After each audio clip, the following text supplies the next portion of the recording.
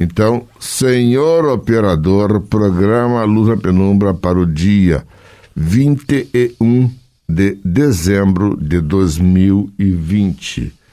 Estudo das perguntas 934 e 935 de O Livro dos Espíritos.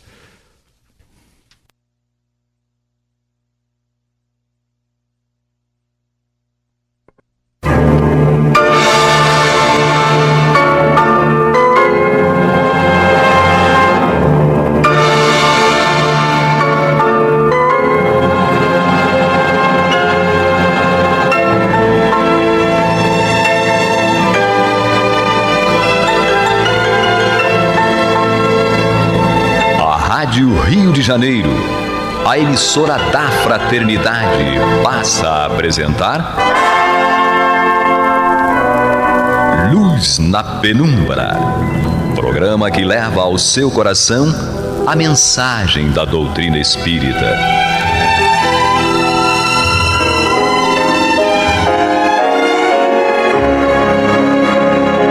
E com vocês, João Batista, para o estudo de O Livro dos Espíritos, da obra codificada por Allan Kardec. Papai do Céu nos guarde, nos abençoe. Louvado seja nosso Senhor Jesus Cristo, e que possamos fazer do tempo esta dádiva que a todos nós é dada de maneira igual, um recurso a mais para que a nossa capacidade de trabalho e o nosso conhecimento seja aprimorado para que façamos todo o bem possível, não aos outros, mas a nós mesmos, porque seremos sempre os artífices e os colhedores de tudo aquilo que viermos a construir ou semear. Hoje temos em nossa presença Angélica. Oi, queridos ouvintes. Vamos estudar, porque o estudo é que é a arma da nossa libertação e evolução espiritual. Ela não tem somente olhos de safira, tem uma voz linda, cristalina. Bom, enfim, temos aqui também Dario Raume. Olá, queridos ouvintes. É um prazer estar aqui novamente falando para vocês esse estudo do Livro dos Espíritos.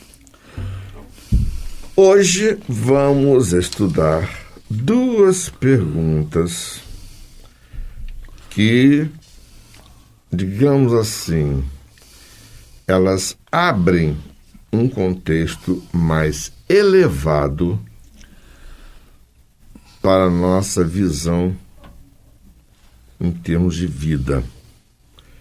Na semana passada, nós estudamos a respeito das questões das influências negativas daqueles que ainda ignoram o bem.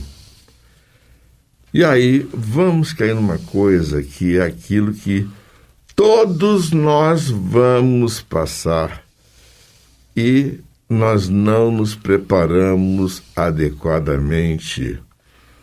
E os Espíritos vêm aqui nos chamar a atenção para isso. É a perda dos entes queridos. Quando nós falamos de perda de entes queridos, a gente pensa assim: o meu pai, a minha mãe, a minha avó, o meu tio. E quando pensamos, por exemplo, o meu filho, a minha filha, o meu neto, que são perdas também do mesmo jeito para nós, porque enxergamos a coisa e a vida como um todo dentro do ponto de vista material. E temos que refletir muito bem a respeito disso. Vocês se lembram das questões do que é supérfluo, de que eu falei na semana passada. Ah, mas o ente querido é supérfluo? Não. o amor que nos une vai para além do túmulo. Porque o que vai para o túmulo é o corpo. O espírito prossegue. E aí na pergunta 934, vou formular aqui para a Angélica. A perda dos entes que nos são caros não nos causa dor tanto mais legítima quanto é irreparável e independente da nossa vontade? Vamos à resposta dos espíritos.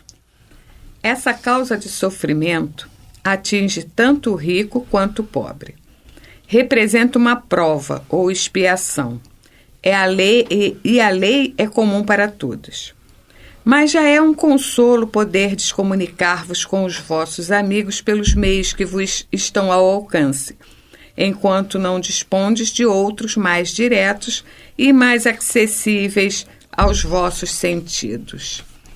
E aqui ele já está colocando, os espíritos vêm colocar até sobre o alento, né, do espiritismo de nos dizer que a vida continua após a falência do corpo material.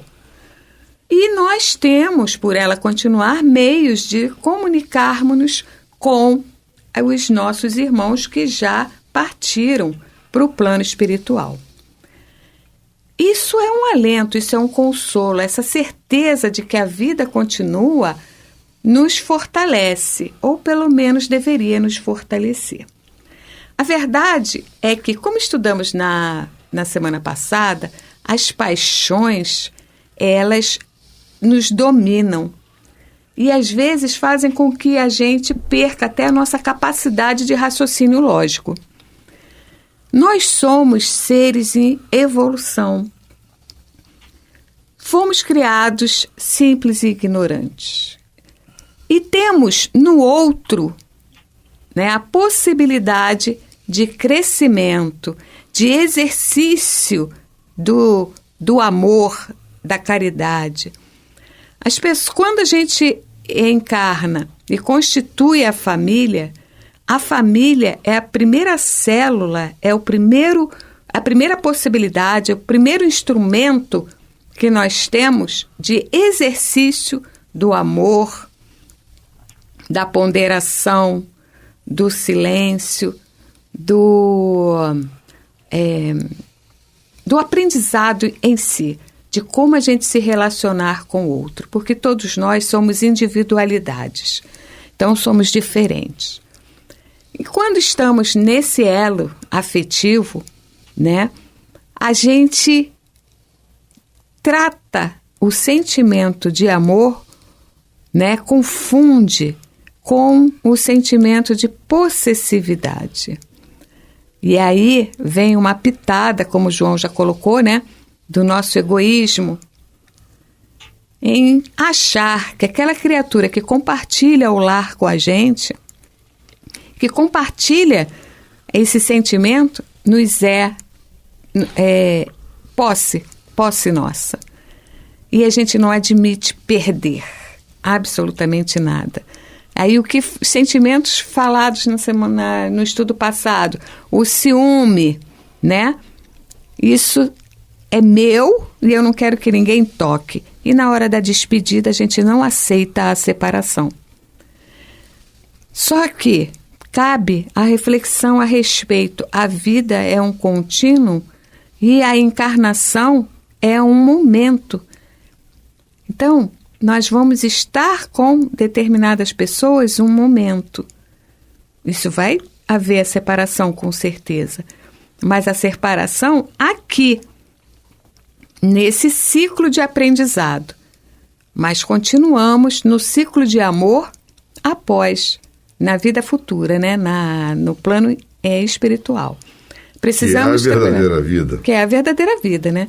E aí a gente precisa aprender a separar as coisas, aproveitar a convivência, amar sempre, mas saber que o amor vai continuar e que a separação é passageira.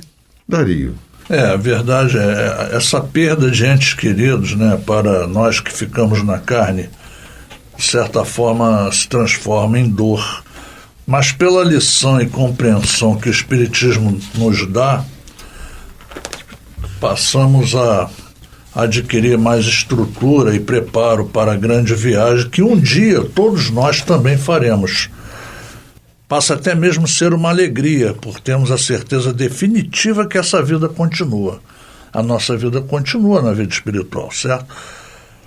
Todos nós já passamos várias vezes pelo transe de vestir o corpo carnal e de desvesti-lo como um velho trapo. E devemos sempre agradecer a Deus pelas oportunidades oferecidas a nós nas diversas reencarnações. Se pensamos que quando um ente querido morre, o estamos perdendo, saibamos que se dá ao contrário. Estamos ganhando um amigo no plano espiritual. Todos sofremos a dor com a perda de um ente querido, mas o que mais sofrem são os que conhecem menos a espiritualidade. Jesus disse: conhecereis a verdade e ela os libertará.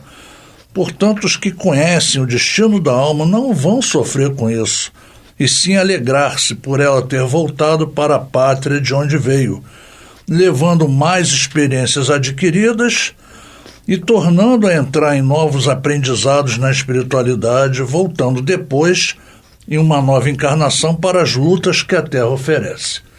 Ou a Terra ou até outros mundos, né? E aos que ficam sem seus entes queridos, existe uma consolação que a doutrina espírita nos dá, a de podermos nos comunicar com eles ou com outros de formas diferentes. São milhares e milhares de mensagens que descem do céu à terra todos os dias, nos evidenciando que a morte não existe. É isso aí. É interessante ter uma pessoa da minha família que eu não conheci. Ela desencarnou 7 anos antes de eu voltar à Terra. Eu desencarnou em 44, eu nasci em 51. É interessante.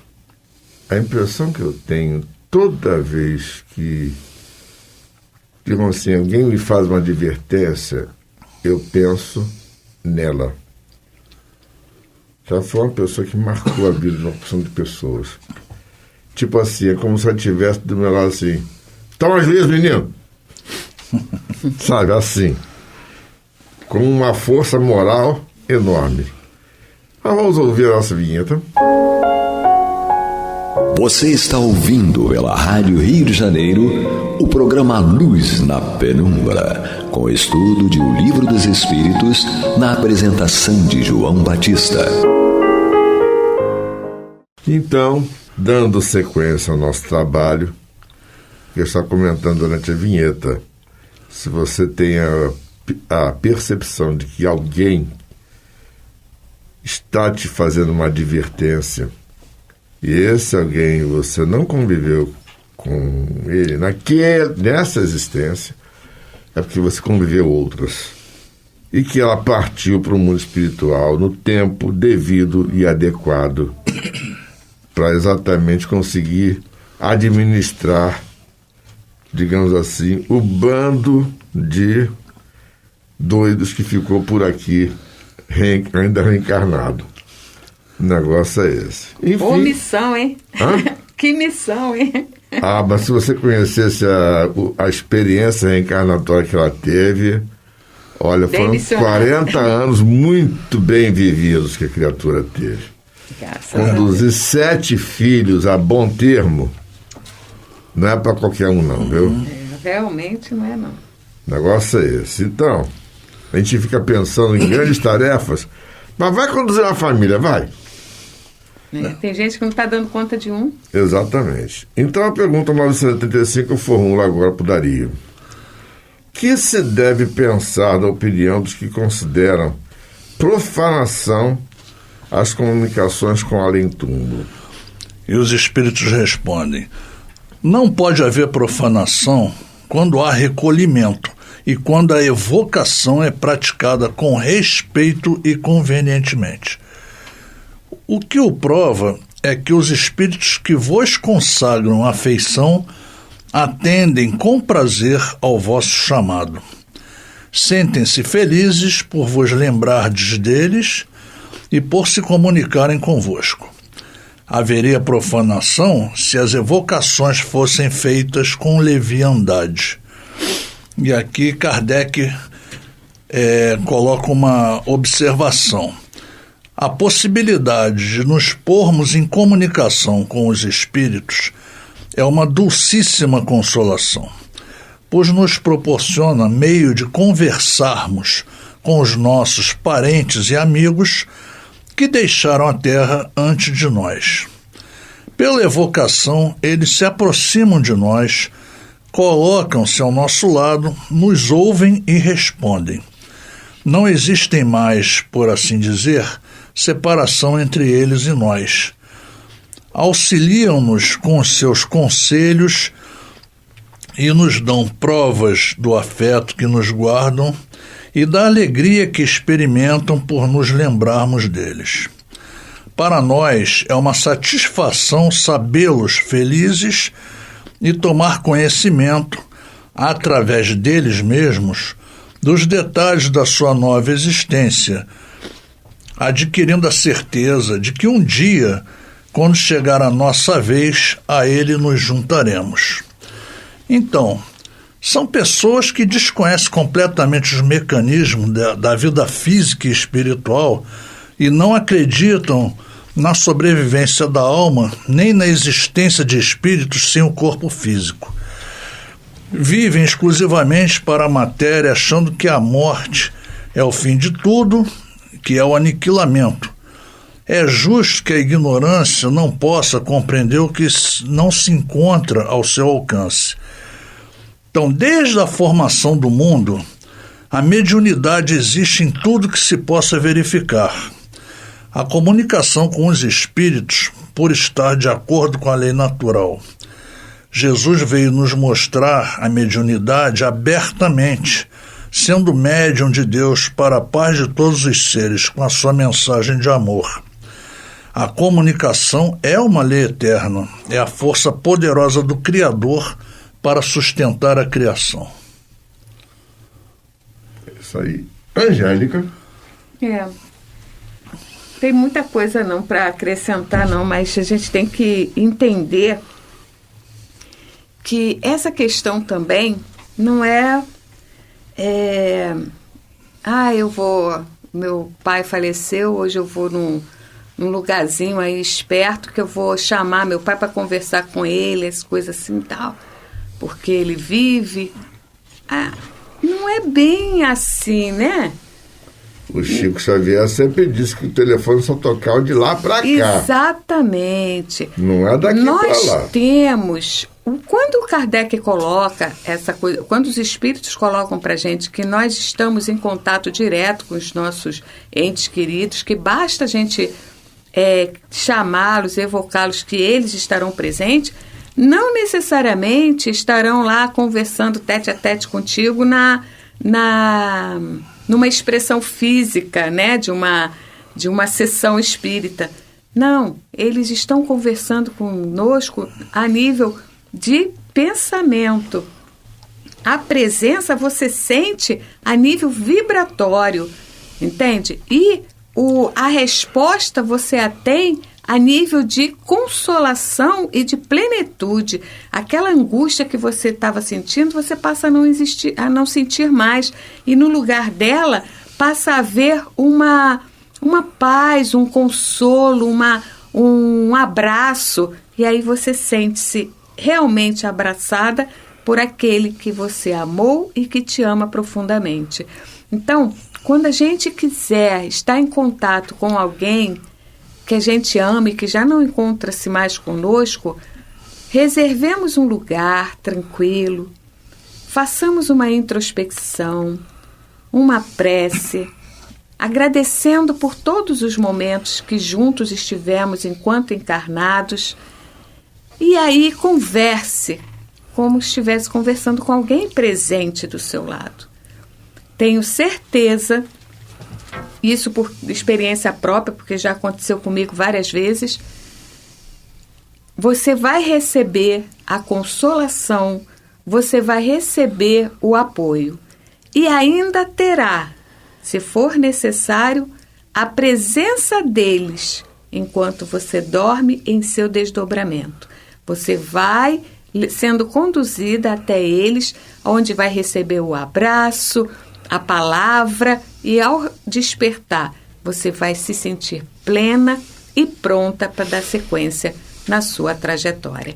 Este é o grande consolo que o Espiritismo nos dá, entende? E quando ele fala de não tornar a coisa vulgar, é porque, você chega hoje, vamos tocar aqui fazer uma reunião que eu quero falar com o fulano que desencarnou, eu quero saber por que isso, por que aquilo. Gente, não é assim que rola.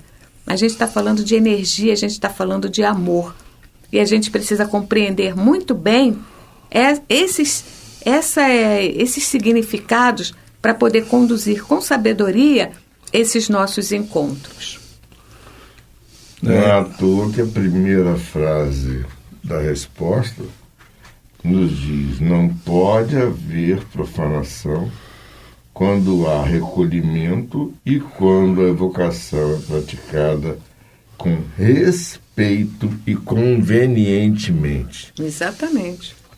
Prestem bem atenção, quando a evocação é praticada com respeito e convenientemente. A orientação passada pela Angélica é a essência do material que nós temos que ter à mão. Prece, compreensão de que não acontece do jeito como nós queremos, mas do jeito como Deus manda e permite, né? E permite. Se você tem dúvida sobre a quem você vai dirigir a sua prece de evocação, dirija a Deus. Ele sabe quem vai enviar para lhe passar a orientação. Isso é um fato, não é uma hipótese. Agora, o que é necessário é que nós tenhamos este respeito, esta consideração para com os espíritos. Vejamos, quem de nós iria receber um ente querido, muito querido, de uma maneira leviana? Se você tem uma pessoa que você respeita muito na sua família e que você está há anos sem ver, e você está recebendo aquele dia, você vai deixar a sua casa um caos? Você vai deixar que haja uma situação assim completamente desagradável para a pessoa, com pessoas se comportando levianamente, ignorando a presença dela e até assumindo atitude agressiva para com ela? Isso daí não é a forma de receber educadamente uma pessoa que é querida. Agora, quando você utiliza todos os recursos que tem à mão para manter aquela atmosfera adequada que fala daquilo que você sente por aquele ente querido, aí sim você vai estar recebendo de maneira adequada. Então, cabe a reflexão, cabe a meditação, cabe a prece. Exatamente. Sempre. E quantos de nós, né, às vezes estamos com um problema muito sério na nossa vida, a gente está com aquele pensamento: puxa, como é que eu vou resolver isso? O que eu faço? Sempre acaba vindo uma mensagem da espiritualidade, um clique que dá na tua cabeça: acho que eu vou fazer isso. Ou até mesmo quando você está dormindo, né? Você sonha com a coisa. E é importante dizer também que quando esse pedido não é feito com respeito e não é conveniente, você está arriscado a vinda de espíritos zombeteiros, que vai piorar a tua situação. Com certeza. E muito. E vão te levar, vão brincar com os teus sentimentos. A questão é, tudo me é permitido, mas nem tudo me convém. Já disse o apóstolo Paulo. Se nós procurarmos direitinho, vamos encontrar respostas dentro do próprio Evangelho. Com certeza. É o caso de refletir a respeito. Reflitamos a respeito. Que Papai do Céu nos guarde, nos abençoe, de agora para todo sempre. Que louvado seja nosso Senhor Jesus Cristo. E que possamos fazer do tempo um bom uso para que possamos atingir os mais elevados níveis da existência e conquistar a verdadeira felicidade. Graças a Deus.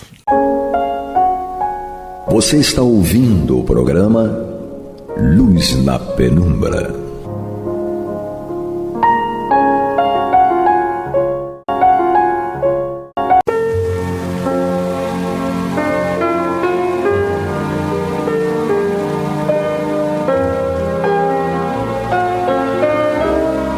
A Rádio Rio de Janeiro está levando ao seu lar e ao seu coração a mensagem consoladora da doutrina espírita, através do programa Luz na Penumbra.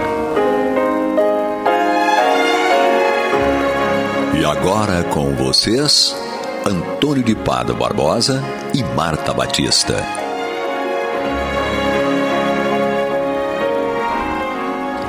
Olá, meus amigos, estamos aqui de volta mais uma vez para darmos prosseguimento ao estudo do Evangelho segundo o Espiritismo neste programa Luz na Penumbra. Nós ainda estamos aqui no capítulo 23, Estranha Moral, que eu considero um capítulo que merece ser estudado com todo carinho para tirar de nós quaisquer dúvidas a respeito das proposições e ensinamentos do Cristo. Então, para continuar este trabalho, nós temos aqui conosco, mais uma vez, como sempre, a Marta Batista, que vai nos abrilhantar com seus comentários sobre os itens 9 e subsequentes, que tem por título Não vim trazer a paz, mas a divisão. Realmente, este capítulo é complicado, né? Que tem esse item aqui que Jesus diz que não veio trazer a paz, mas veio para dividir.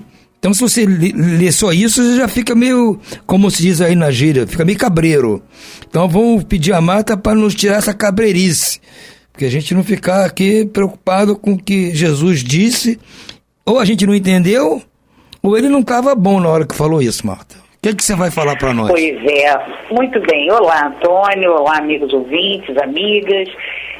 Vamos tentar refletir, vamos tentar raciocinar, né? Por isso é a doutrina da fé raciocinada. Nós temos que aprender esse exercício do raciocínio para que possamos não só entender e interpretar com razão o que Jesus queria nos dizer, mas para que possamos tirar dali bons frutos.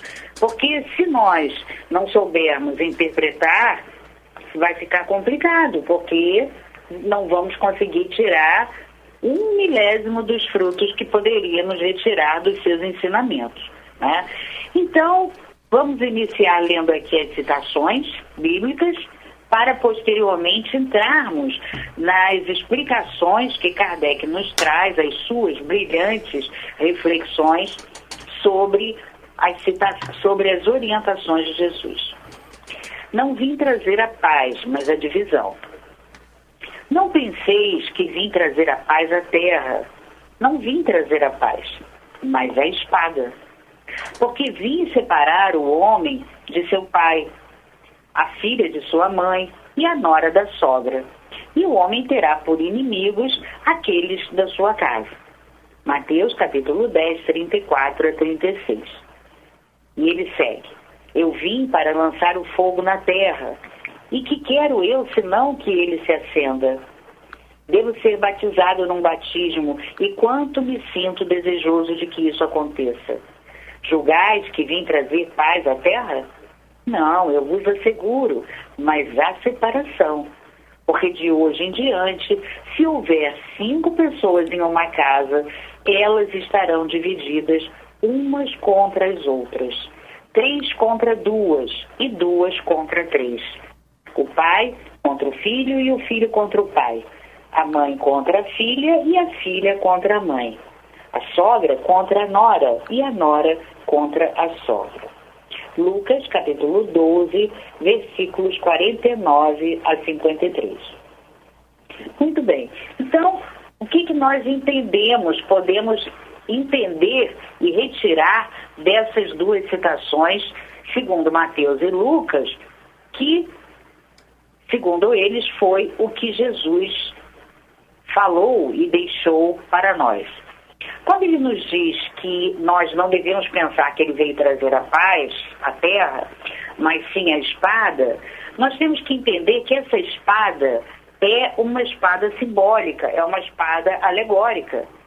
Então, isso é a primeira coisa. Como nós já vimos em todos os estudos desse capítulo, eu e o Antônio, nós sempre começamos falando sobre essa questão, que o próprio título do capítulo já nos induz, nos mostra, nos indica o caminho que nós devemos seguir para estudar esse capítulo. É estranha moral.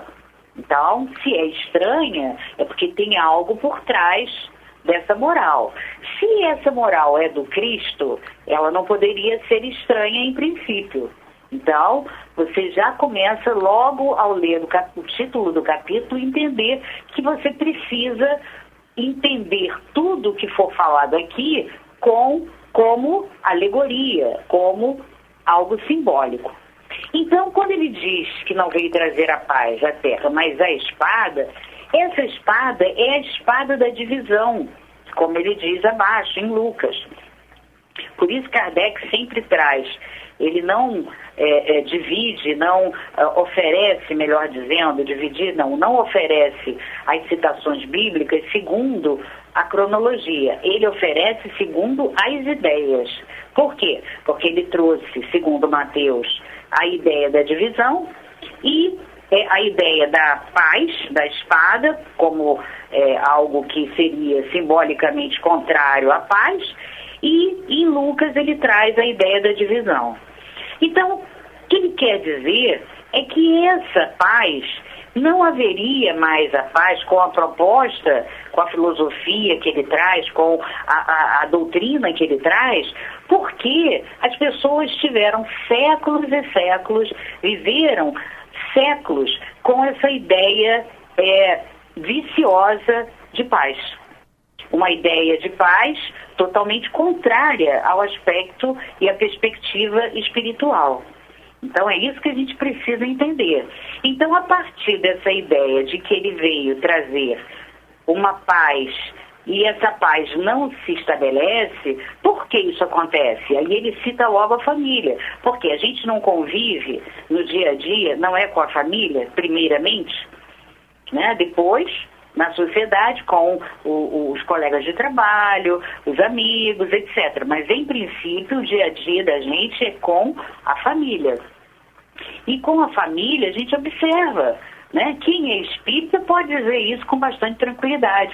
É rara a família, é rara a casa ou lar que tem todos ali com os componentes, pai, mãe e filhos, né? E aqueles que coabitam, com a mesma doutrina, com a mesma proposta religiosa. É difícil, muito difícil, sobretudo se for o espiritismo. Ainda é mais difícil ainda. Então, é a partir dessa ideia que, como Jesus trazia uma proposta doutrinária, um conceito de filosofia de vida, em que tudo o que nós tínhamos como verdade, que era na perspectiva material, teria que ser subvertido e teria que ser entendido e compreendido, com certeza isso ia provocar o quê?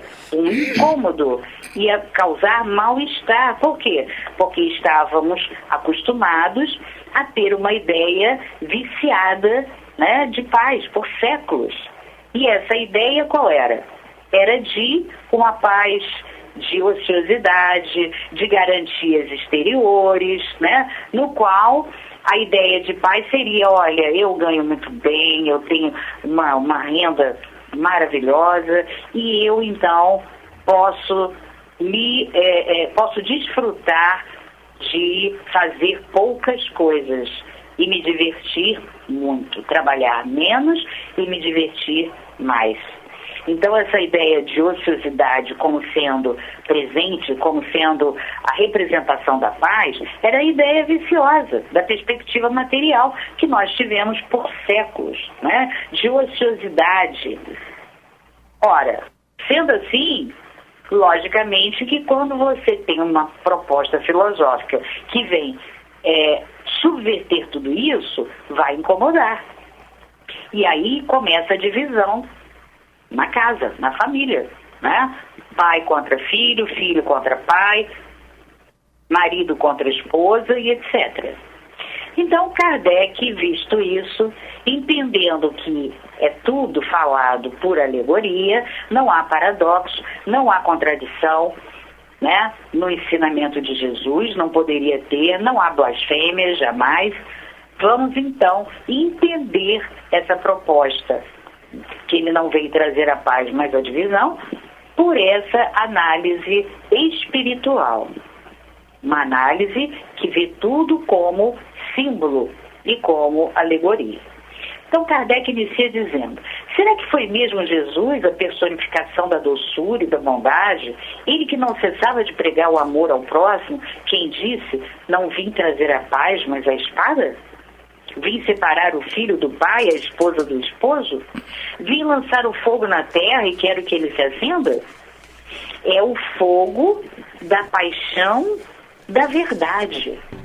A paixão e o amor pela verdade. É esse o fogo que Jesus diz que queria acender na terra. E ele diz, essas palavras não estão em contradição flagrante com o seu ensinamento? Não é uma blasfêmia atribuir-lhe a linguagem de um conquistador sanguinário e devastador? Não há blasfêmia nem contradição nessas palavras, porque foi ele mesmo quem os pronunciou. E elas testemunham a sua elevada sabedoria.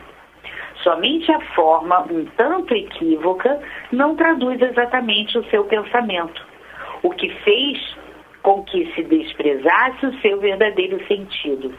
Interpretadas literalmente, elas tendem a transformar sua missão inteiramente pacífica em missão de perturbações e de discórdias.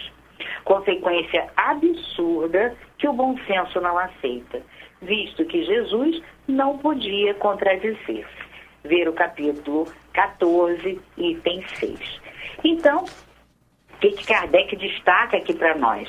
Ele desconstrói a ideia de contradição na fala de Jesus e de blasfêmia. Por quê? Um espírito escolhido por Deus, um espírito puro, já havia feito a sua escala de progresso em outros milênios, em outros orbes que nós desconhecemos, tanto o tempo quanto a localização, que isso não importa.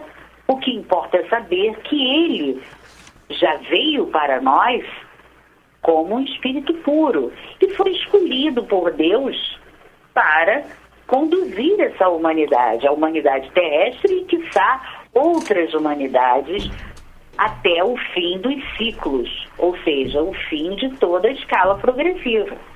Então, esse espírito puro que já conquistou todas as perfeições relativas possíveis, que não há mais na sua constituição nenhuma influência da matéria sobre o espírito, como esse espírito iria se contradizer e como esse espírito iria blasfemar? Então, eliminada essas hipóteses absurdas, né, nós vamos começar a raciocinar sobre a proposta que ele trouxe de não trazer a paz, mas a discórdia, e não trazer a espada, e sim trazer a espada e a divisão. Então vamos começar agora a refletir sobre o que Jesus queria nos comunicar. Vamos começar a entender, até para que a gente se console, porque no nosso percurso, na nossa trajetória de busca da perfeição, de busca do progresso, na evolução, nós sofremos bastante, né? E nós sofremos por quê? Justamente porque há essa incongruência, essa dificuldade de entendimento e o incômodo, porque nós incomodamos quando nós abraçamos a proposta de Jesus, que é a do espiritual sobre o material. Então, as nossas escolhas, as nossas decisões, as nossas definições acerca da nossa vida cotidiana, elas passarão a ser sempre escolhas e definições de caráter espiritual, né? Nós vamos sempre priorizar o espiritual.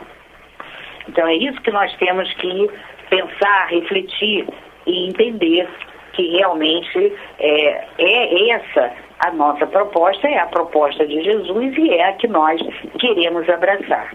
Claro que vamos incomodar, como incomodou durante séculos e séculos e no próprio momento em que Jesus aqui esteve entre nós em carne.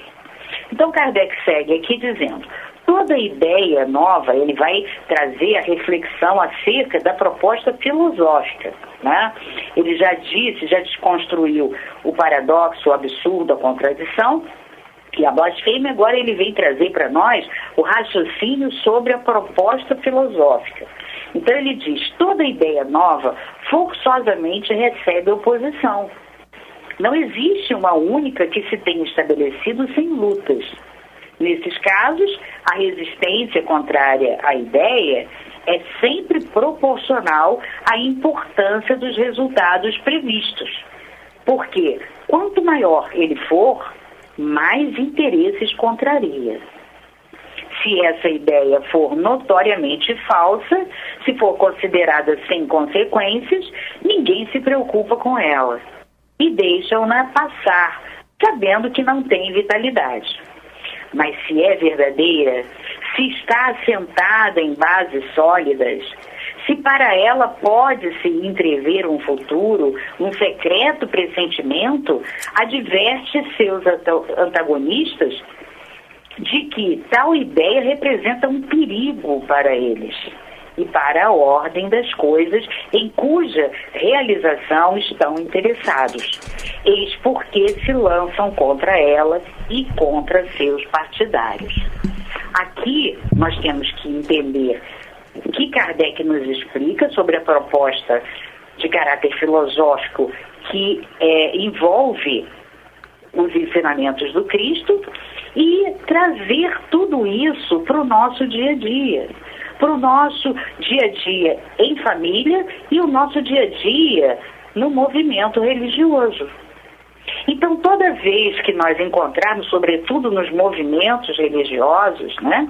Todos os movimentos religiosos, você encontra isso. Que existem pessoas que têm uma proposta de busca da verdade. Claro, não são perfeitos, porque planeta Terra não é planeta de perfeição, estágio de perfeição, mas essas pessoas têm uma proposta de busca da verdade, ou seja, de passar a entender e priorizar o aspecto espiritual em detrimento do material. E o que nós constatamos e verificamos? Que essas pessoas são perseguidas pelos próprios correligionários, pelos próprios irmãos de religião. E toda vez que nós encontrarmos uma sinalização como essa, devemos ficar muito atentos, acender todas as luzes dentro de nós e começarmos a refletir sobre aquela perseguição. Se a pessoa tem uma proposta de divulgar, de defender e de buscar a verdade, dentro, logicamente, da sua do seu estágio intelecto-moral, e nós vemos o movimento religioso a perseguir essa pessoa, alguma coisa errada tem ali, né? Então, é isso que nós temos que entender e temos que criar uma couraça para podermos superar essas perseguições, não só perseguições específicas a um ou a grupos de pessoas que têm uma proposta de busca da verdade, de seguir as orientações do Cristo, de ser fiel ao Cristo, né? Existem até religiões que falam muito, né, da fidelidade, só que eles usam o termo equivocado, né? Usam Deus é fiel, né? Nós é que temos que ser fiéis a Deus, a Jesus, enfim, e as propostas corretas, né, que o Cristo nos trouxe em nome de Deus. Então, precisamos criar uma couraça para não nos deixarmos abater por essas perseguições. Porque muitos estão na religião, mas ainda sob a égide da perspectiva material. Então é isso que nós temos que entender. E temos que criar coragem, força, uma carapaça forte, espiritual, para não nos deixarmos abater por essas perseguições.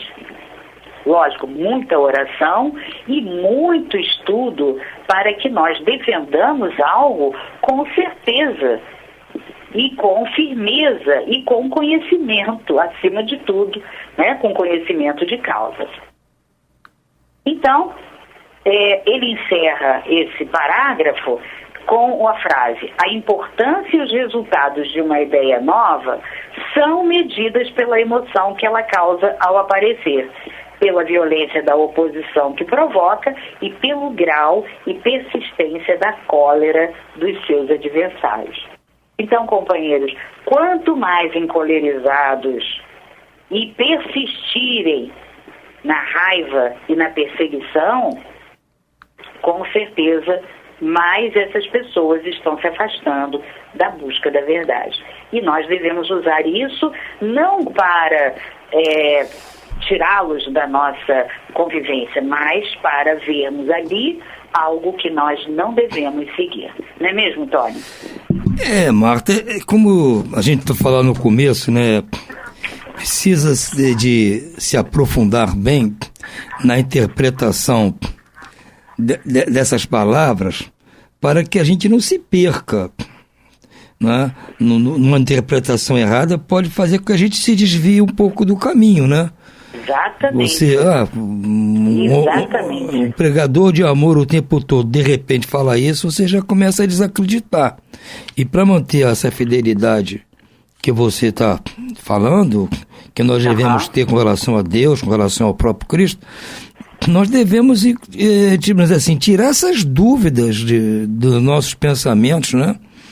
Porque o pensamento ainda é para nós uma coisa meio incontrolável. Então, se a gente se deixa contaminar pelas dúvidas, com certeza o nosso pensamento vai fazer com que nossas atitudes amanhã possam dar margem a arrependimentos no futuro. Então, eu considero importante realmente a elucidação dessa moral proposta pelo Cristo, para que a gente não se perca. Por isso é que, no meu ponto de vista, Marta, talvez nós estamos levando quase 2000 anos, ou vamos ultrapassar 2000 anos da chegada de Jesus até agora, sem entender bem, sem cumprir principalmente o que ele falou, talvez por não entender bem o que ele falou, porque nós não entendemos, então não conseguimos cumprir, porque até que temos boa vontade, se não entende, como é que você vai cumprir aquilo que você não entende?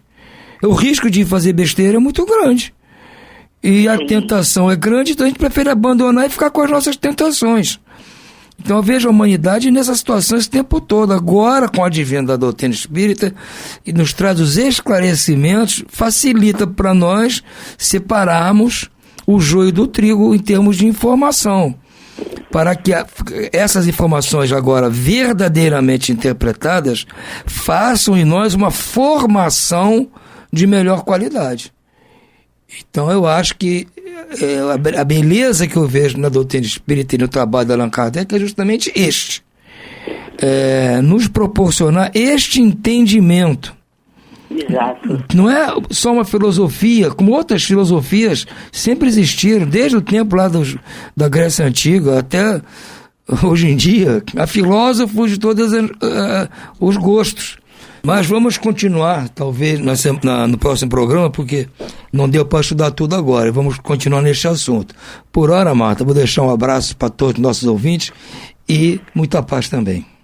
Isso, um abraço e muita paz a todos.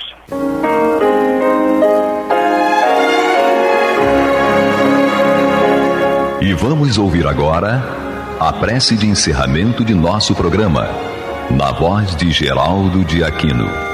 Jesus, dá-nos coragem para a luta, piedade para os insultos e misericórdia para as injustiças e ingratidões.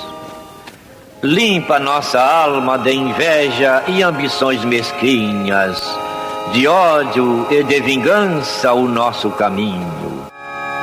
Que assim seja.